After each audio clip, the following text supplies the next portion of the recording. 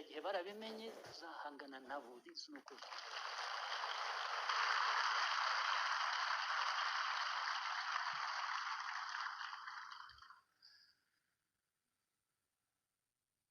Abatureba ko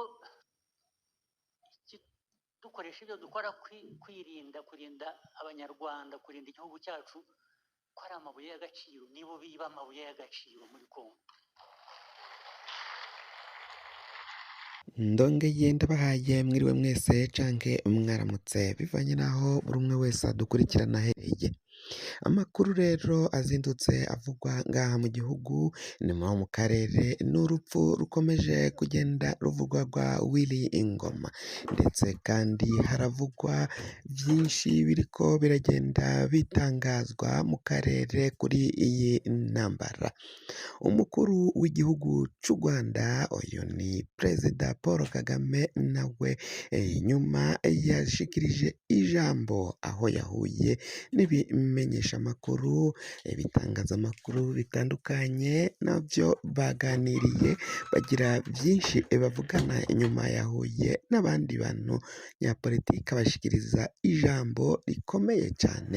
Iryo jambo rikaba riri kugenda rivugwaho byinshi bivanye n'ibyo umukuru w'igihugu cy'u Rwanda yatangaje muri iryo jambo. Nk'uko mwabibonye muri kano gace gatangura, we aravuga ko hakurya hariya ngo y'igihugu cy'u Rwanda hari FDLR interahamwe, ngo kandi ko batahwemye kubivuga mu myaka 4 yose ishize hariko haraba intambara, kandi ko u Rwanda rudateze gukura ko ingamba z'ubwirinzi bashyize ko kugira ngo barinde igihugu cyabo.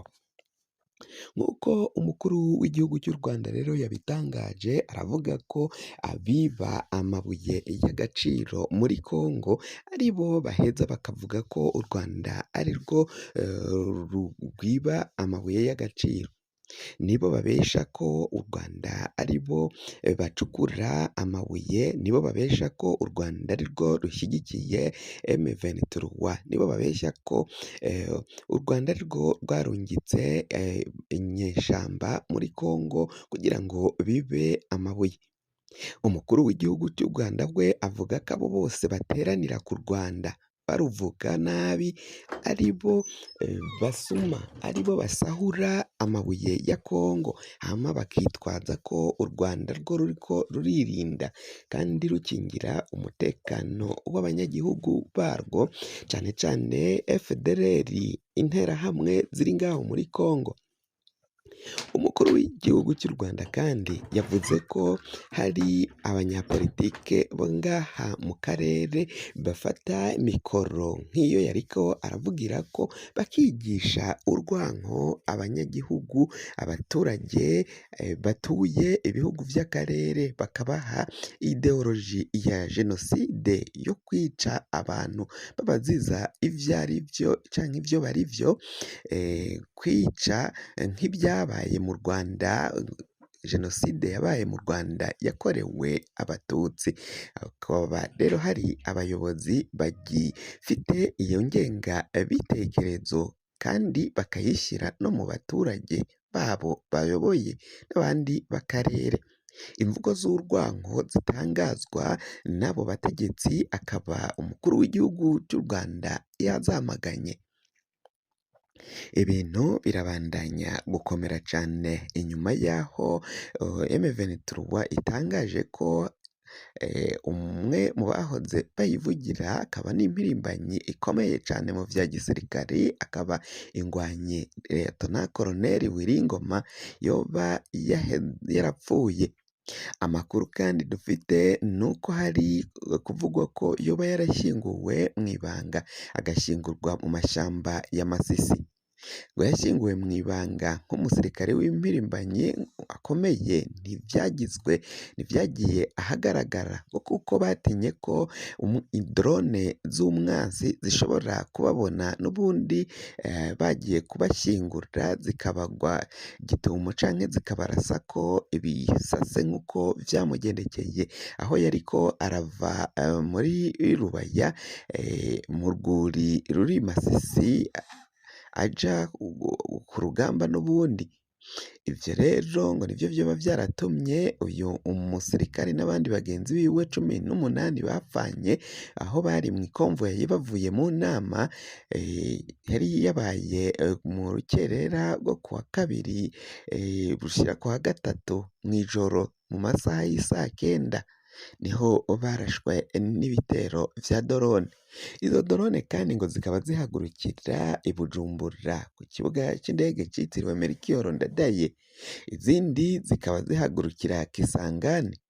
Bamwe bati ko M23 itigeze itera Uburundi, ni gute Uburundi bufasha igihugu ca Congo kugwanya abanyagihugu bacu? Mu gihe M23 yoba ifashe ako karere ivyo bice, none ga bazobana gute n'ico gihugu c'Uburundi? Na cane cane ko Uburundi buhana urubibi naho M23 yari yafashe. Ibintu bibandanya gukomera cane, ibintu bibandanya guhindura isura muri kino gihe mu ntambara y'akarere biboneka ko yahuriwemo n'ibihugu vyinshi cane, Uburundi bukaza imbere, Tanzania nuko nayo ifizemwo akaboko. U Rwanda rwo barwagiriza kuba narwo ruba muri Congo, naho bo bavuga ko bo ico bakoze ari ugushira gukingira ibitero bishobora kuva muri Congo biza mu Rwanda bagakingira abanyagihugu babo, kandi bikaboneka ko ubwirinzi babushize ku mbibe aho bashize ku bwirinzi butuma ibisase biva muri Congo vyoherezwa na ba FDLR, Wazalendo n'aba FARDC ko irasa ku Rwanda bidashobora gushika mu Rwanda. Ivyo rero abo bategetsi bakabishavuriramwo ko badafise ubushobozi bwo kurasa ku banyagihugu bo mu Rwanda. Ni ingorane zibandanya kwiyongera ngaha mu bihugu vyo mu karere. Icabikoze haravugwa ko rero twababwiye ko uyu Wiringoma yashinguwe mw'ibanga ngo vyoba ari ukunyegeza aho bamushinguye mu gihe M23 yoramuka idatsinze ku buryo ubutegetsi bwa Congo butazamenya abashinguwe aho bamushinguye, kandi kugira ngo leta ya Congo itazohava ivuga ko ivyo bituro ari ivy'abansi ikavyandikako amajambo mabi. Mu gihe bo baramuka batsinze, uyu Wiringoma ashobora kuzatabururwa akajanwa gushinguranwa iteka, agashingurwa n'intwari y'igihugu bazoba batwaye nyine aho bazoba barafashe. Ibintu bibandanya guhindura isura.